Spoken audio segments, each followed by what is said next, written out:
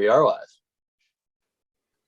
Good morning. Welcome to the December 14th, 2021 meeting of the Durham Board of Adjustment. The meeting will now come to order. My name is Jacob Rogers. I'm the chair of the board. I'd like to start by acknowledging that we are conducting this meeting using a remote electronic platform as permitted by Session Law 2020-3. I would ask, first, the Board of Adjustment is a quasi-judicial body that is governed by the North Carolina General Statutes and the city's Unified Development Ordinance, and the board typically conducts evidentiary hearings on requests for variances, special use permits, among other requests. Today's meeting will proceed much like an in-person meeting of the board. On the screen, you'll see members of the Board of Adjustment. Additionally, planning staff and representatives from the city and county's attorney's offices are attending a remote meeting. Applicants were required to register in advance and are also attending the meeting. When a case is called for its hearing, applicants and witnesses will be promoted within the platform so their video can be seen. I will swear in applicants and witnesses at the beginning of each case. Staff will present each case and applicants will then provide their evidence. Control of the presentation and screen sharing will remain with planning staff. Today's meeting is being broadcast live on the city's YouTube site, and a link to this broadcast is on the website for the Board of Adjustment. Before we begin the evidentiary hearings on today's agenda, I'd like to provide some important information about steps taken to ensure that each party's due process rights are protected as we proceed in this remote platform. Each applicant on today's agenda was notified that this meeting will be conducted using a remote electronic platform. During registration, every applicant on today's agenda consented to the board conducting the evidentiary hearing using this platform. We will also confirm at the start of each hearing that the participants in the hearing consent to the matter proceeding in this platform.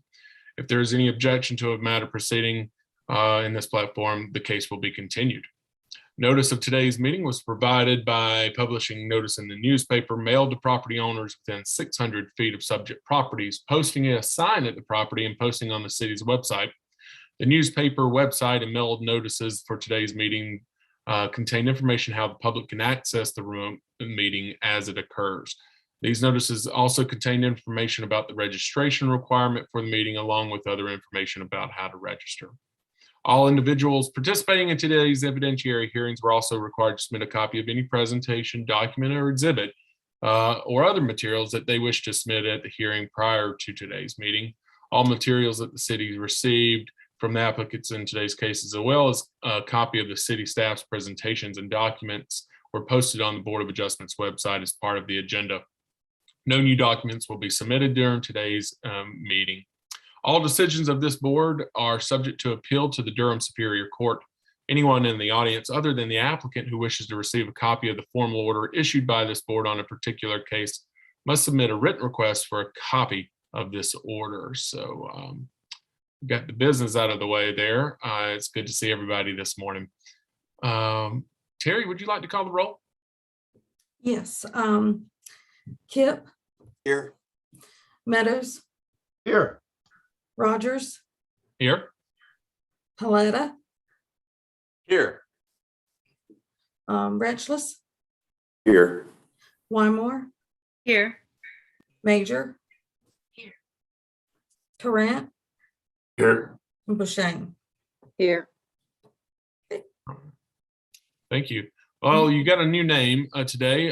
David, welcome to the Board of Adjustment. David is no stranger to BOAs in North Carolina.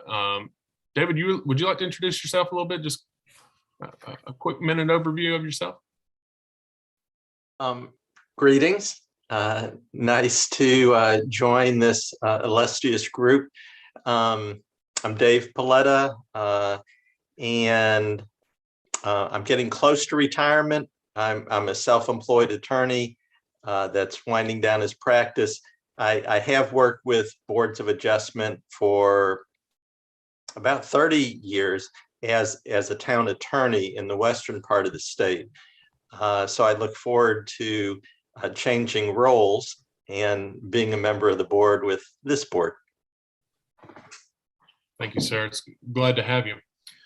Any adjustments to the agenda? I think we've got a couple. Cole? Two cases, B 21-00031 and B 21-00051 will be postponed until next month this time. All right. So that's our first two cases will not be heard today. Gives a short agenda. I don't know if I've ever seen this short of an agenda for us. All right, the next thing on our agenda today is the approval of minutes from the October 26th meeting. I'm hoping that everyone had a chance to take a look at those. And if you did, is there a motion to approve? Meadows, move approval of the draft October minutes. All right, we got a motion by Mr. Meadows. Is there a second? Retchless, second. Retchless on the second. And Terry, take it away. Pauletta wasn't here, so I'm not going to call on him. Kip, Yes. Meadows, Yes. Rogers, Yes. Retchless, Yes. Wymore, Yes. Major, Tarrant, Yes. Bushane. Yes. 7-0. All right. Well, Terry, you want to keep on? Would you like to call the first case and only case? Yeah. So let me get to it.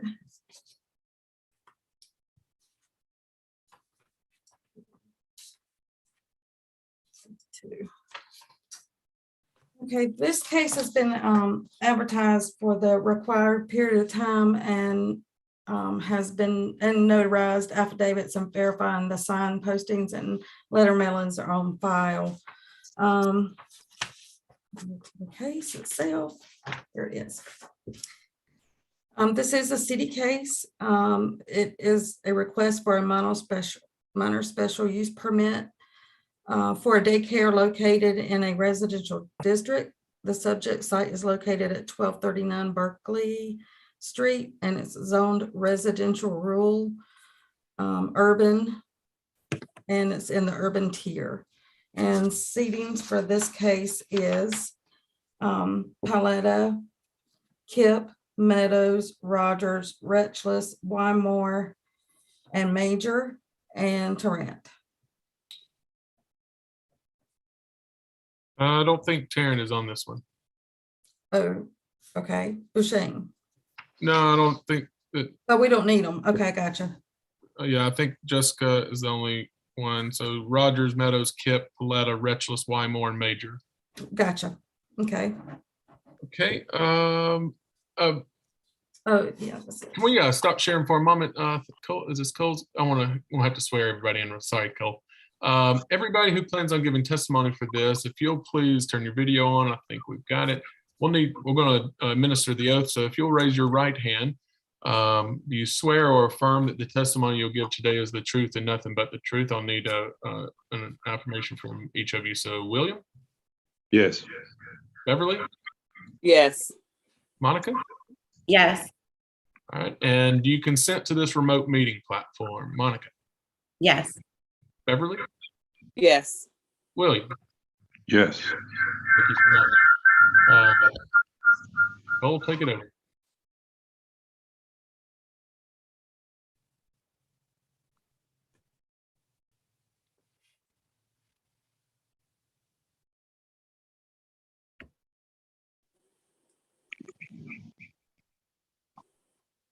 Morning. I'm Coordinator representing the Planning Department. Planning staff requests the staff report and all materials submitted at the public hearing to be made part of the public record with any necessary corrections as noted.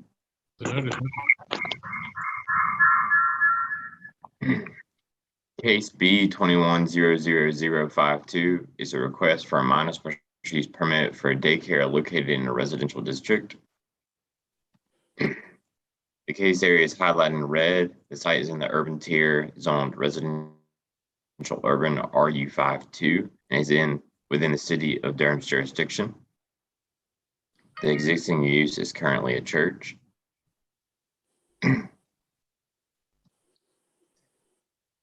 Monica Bunch, applicant and representative from the Playhouse Early Academy, proposes a daycare facility to be located with an existing place of worship at 1239 Berkeley Street. This project is 0.337 acre site, zoned residential RU52, and located within the urban development tier. A daycare facility in a residential zone district requires the issuance of a minor special use permit pursuant to Unified Development Ordinance Section 5.1.2 use table, and is subject to the mixed use standards of UDO Section 5.3.3E. A site plan case D 21000354 is currently under review this project and it is included as an attachment to this application. See attachment 4, site plan. The site plan is substantially clear of comments, but no approvals have been issued at this time. All right, any questions for, I'm sorry, Cole, were you finished? Yeah, I see Chad has a question, so. Yeah. Mr. Meadows.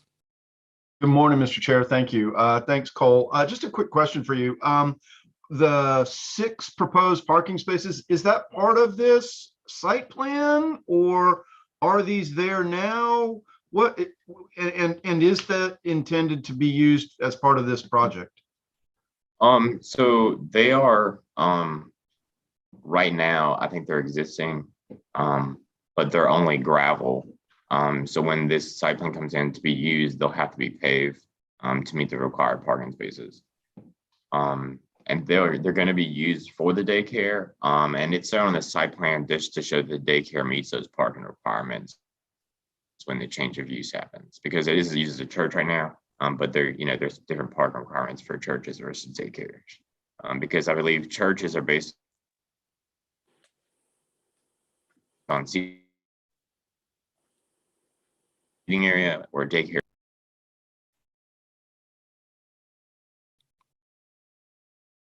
Cool, I think you're cutting out a bit. Oh, sorry. I just got a message. My internet connection is unstable. But what I was saying was that as of right now, those parking spaces are gravel, but they will need to be paved before the change of use happens.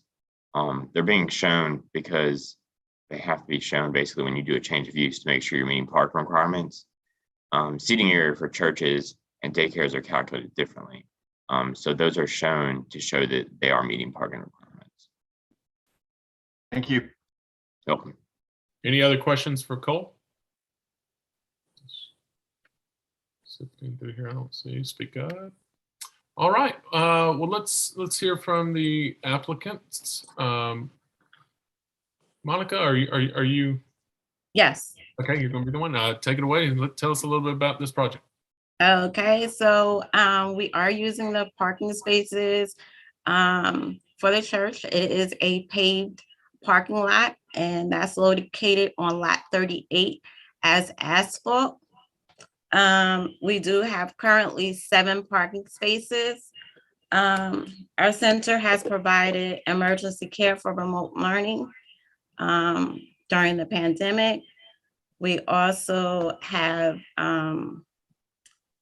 provided summer camp for at-risk students and low-income families that could not afford summer camp during the pandemic.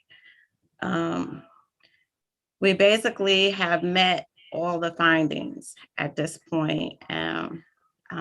We are currently licensed. We do have our temporary license, as well as the city has met all, we have met all approvals for inspections as well from the city. And that's pretty much it. We just want to. And the other 2 individuals, are they with you just to support, or do they have any, would they like to say anything as well? Yes, they would like to say something as well. All right. Looking here. Feel free, I see William here. So William, do you have anything you'd like to? Well, the only thing I would like to address is the parking space issue. The proposed gravel spot, we aren't using that. That was something that the church used. We're using the parking spot, like my wife mentioned earlier, in the front of the building. That other than that, I don't have much to say other than that we're trying to open up a daycare to service the community. I know it's a residential area, but they do have a community center on the same street. So that's basically it. I don't have much else to say other than just to repeat what my wife said, that we've met all the criteria as far as inspections and state approval. All right. And I believe there was one other person. Beverly? Yes. My name is Beverly Reese. I'm a licensed real estate broker, and I've been in real estate for about 26 years. And I'm going to just address the question, if there is a question, about whether or not this facility would be detrimental to the property values surrounding the location. And in my professional opinion, it absolutely would not be. The church is already there.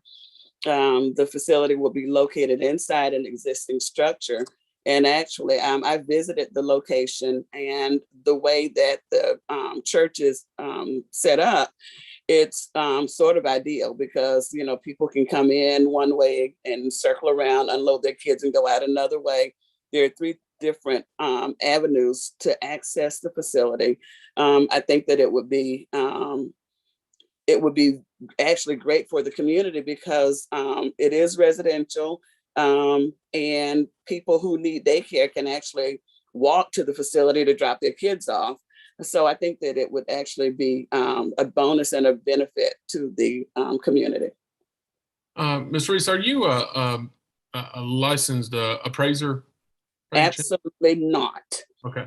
Unfortunately, when it comes to testimony on values and effects on that, we can't accept testimony on that unless it's from a licensed appraiser. So, well, can I just add that if I were representing a buyer that wanted to purchase a home, and I think that knowing that there's a daycare center, especially for families, would be a benefit. So that's, you know, that's what I mean when I say that I don't think it would negatively impact the community. Okay. I believe Krista had her hand up and then Chad. Yeah, I'm watching. Thank you, Ms. Reese. Krista? Thanks. Krista Kugro, City Attorney's Office. I just wanted to clarify for the board that the Court of Appeals in North Carolina has allowed the testimony of a real estate appraiser to be considered substantial and competent. It really has to do with the substance of what is being testified about. So kind of what was the analysis that was made, what type of evidence is being presented to the board to sufficiently demonstrate information about property values. So I did want to clarify that real estate brokers can be acceptable, but it just really depends on the analysis that was done. Yeah. Thank you. Mr. Meadows. Thank you, sir. Good morning. This is a question for either Monica or William. I have a couple of questions. Would you talk a little bit about where the entry is into the daycare? Will that be happening from the asphalt parking lot in the front, or will that be happening from the what looks like maybe the rear of the building? So if you could talk about that a little bit, and then talk a little bit more about your anticipated hours of operation. Okay, well, the entry will be, they can enter from either the front or the back. And as far as the hours of operation, it's from 7:30 to 5:30. Barely hear you. I'm sorry, I didn't hear that. I apologize.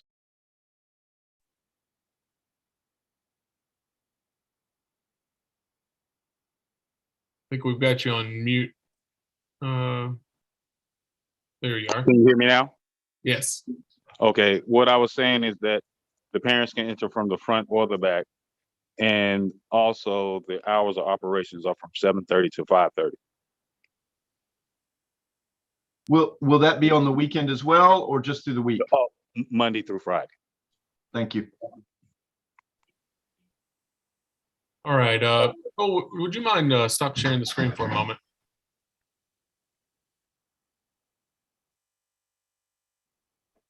All right. Any questions for the applicant? Any other questions? Mr. Richels. Hi, good morning, Mr. and Mrs. Bunch. Is there going to be loudspeakers or anything like that emitting from the building? Like a recess bell or some kind of intercom system? No, we're licensed only for 15 children. It's a small, intimate daycare. Could you tell me in a proximity of how many children you're planning to attend? 15. We're 15? licensed.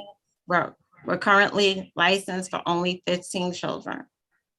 Okay, and how do you propose the traffic is going to circulate around the building? Like the drop off, are they coming off the street or are they pulling into the parking lot in the front? They're pulling into the parking lot in the front and the parents walk around. Okay, thank you. That's all I got. You're welcome. Yeah, Mr. Meadows. Thank you. I wanted to follow on to something that was said. I noticed on page 6 of the staff report that the applicant was suggesting 13 children. And I guess the question is for staff. If in fact there's going to be 15 kids, is there adequate outdoor and indoor space for 15 children? Yeah, so there is adequate space for 15 children. They're over the amount for 13, so there is adequate indoor and outdoor space for children at this time. There was some leftover space that they could use at 13. All right. Any other questions for the applicant? And again, we were licensed for 15 children. So our licensing consultant came out and measured inside our fenced area. So we have 1,500 square feet. And that being said, the state regulations are the same as our UDO. So if state approves it, we will probably too. All right, any other questions? Is there anyone here to speak against this application? Looking through here, I don't see anyone. All right. Cole, do you have a recommendation for the group? You're on mute, Cole. Staff recommends approval that all the applicable sections have been met and the plan is consistent with all materials submitted at this meeting. All right, so we've got a recommendation from staff. We've heard from the applicants. Is any discussion with the board, among the board members? Thoughts? Or further questions even?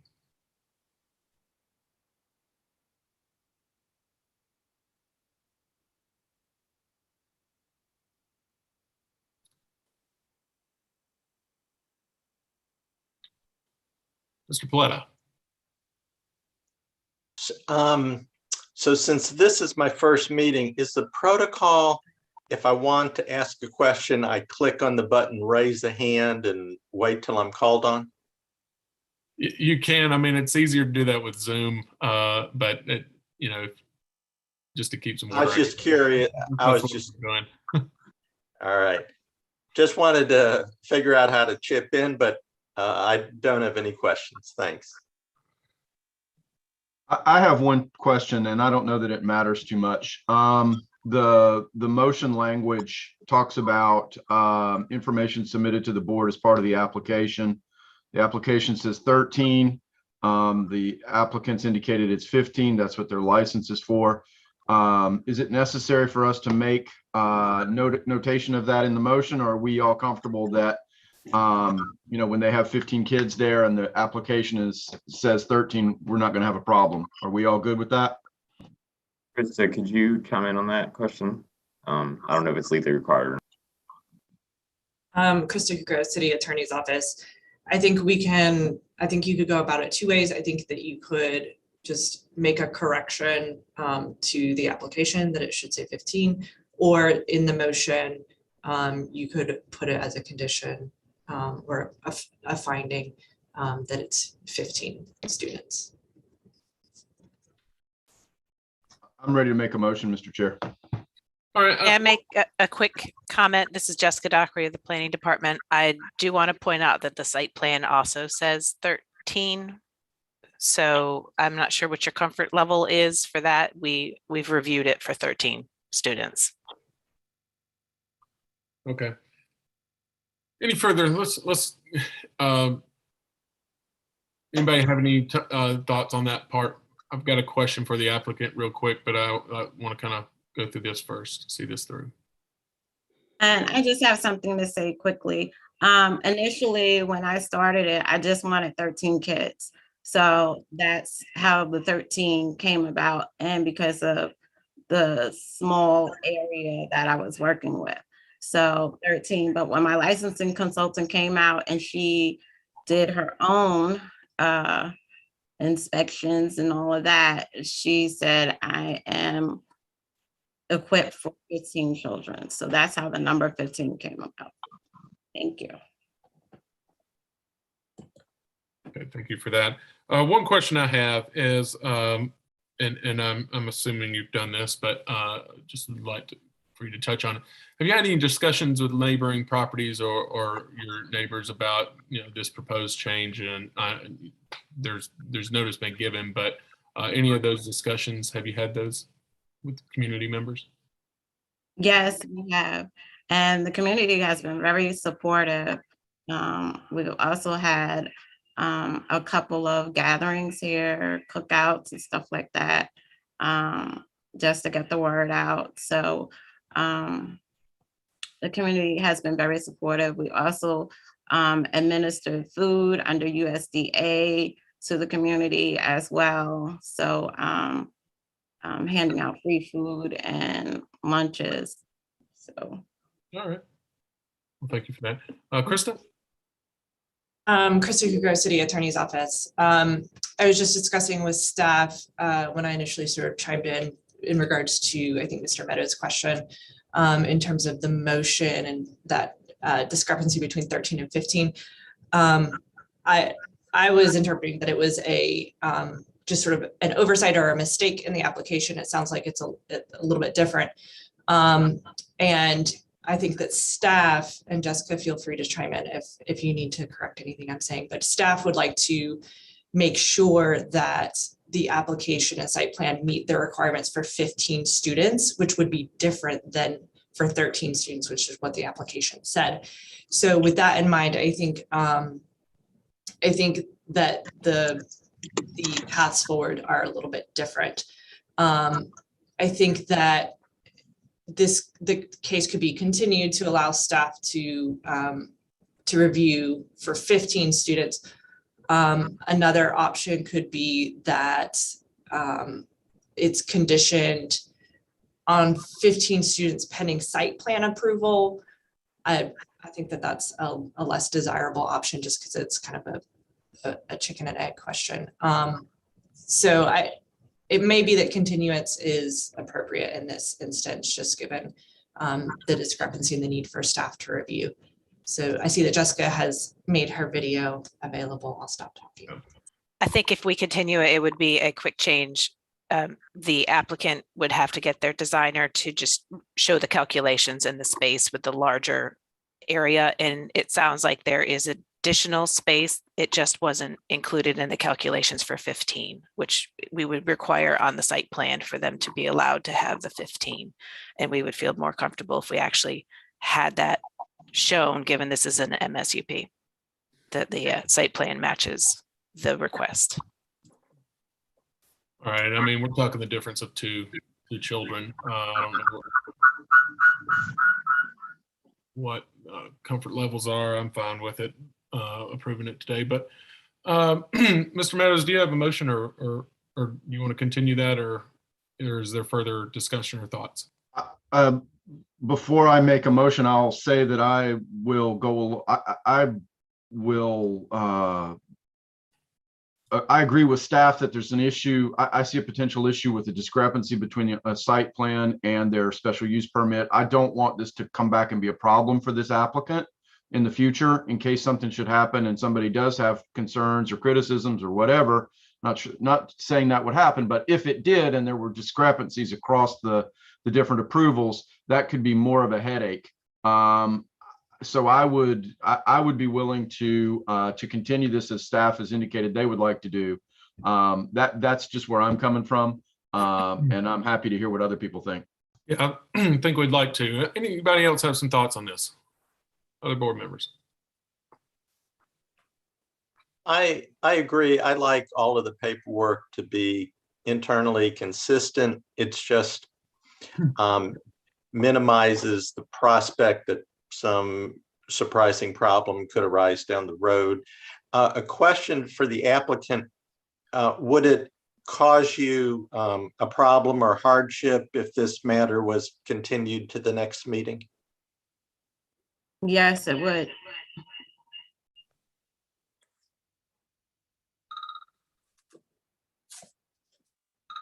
I've been going through this process for about 2 years. It's just 2 children, two children. Like, All right.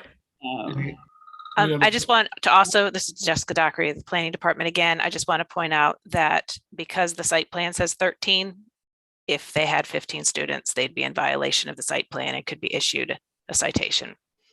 So it isn't just that it doesn't match and it's just 2 students, it can have repercussions for the applicant, and we don't want to set them up for that. Okay, so there's also another option, is that the motion can be for 13. Was what you have on the site plan. You could probably get that approved today, Monica, or we could continue and get your 2 more next month. I think those are, from the sentiments I'm hearing on the board members, I think those are your 2 options. okay, I'll go with the motion for 13, please.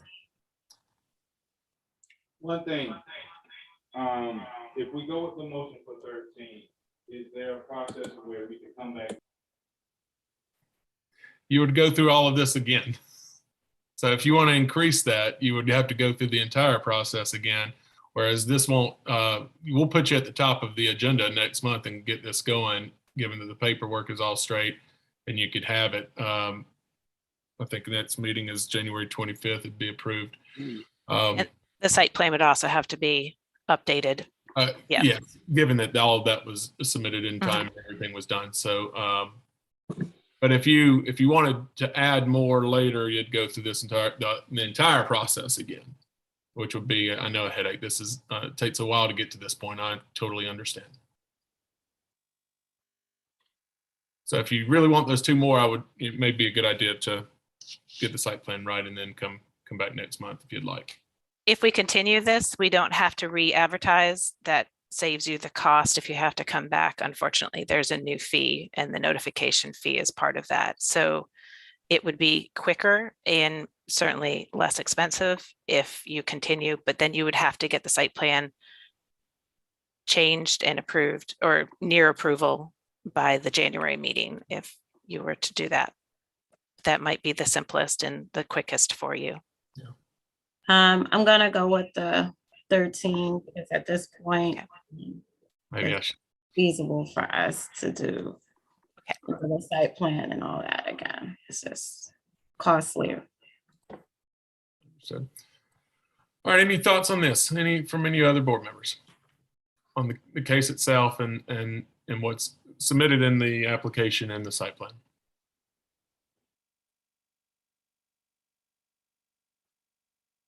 Does anyone want to make a motion? I'm sorry, did I cut somebody off? Maybe I didn't. All right. Would anybody like to make a motion? Mr. Chair, I'll make a motion. Yes, sir.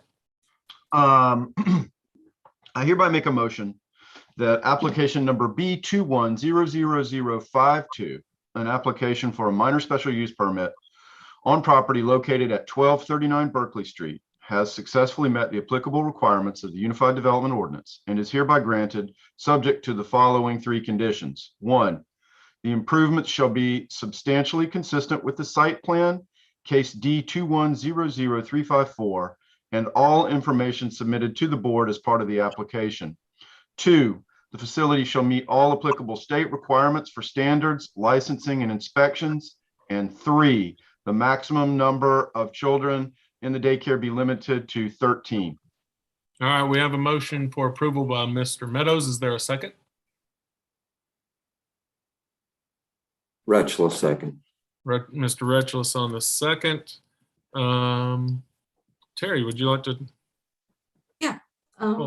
Paletta,